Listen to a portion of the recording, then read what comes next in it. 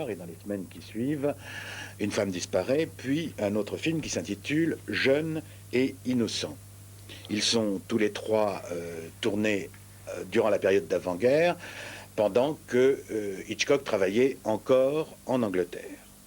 Alors dans l'indispensable livre d'entretien qu'Hitchcock a accordé à François Truffaut, un livre que l'on peut encore trouver, je pense, dans la collection Ramsey Poche Cinéma, Hitchcock insiste beaucoup pour faire, à propos des 39 marches précisément, pour faire un véritable procès de la vraisemblance et de la platitude réaliste en général.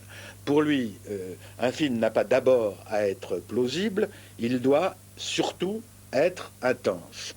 Je ne fabrique pas des tranches de vie, dit-il, j'offre aux spectateurs des tranches de gâteau. Du reste, lorsqu'on réfléchit sur le scénario des 39 marches, on découvre qu'il fonctionne et qu'il obéit essentiellement à une logique de l'incroyable. Tout ce qui arrive au héros dès la première séquence est à la fois étrange, inattendu, insensé. Si bien que le héros se trouve dans l'incapacité à peu près totale de raconter son aventure à quiconque et surtout d'y faire croire.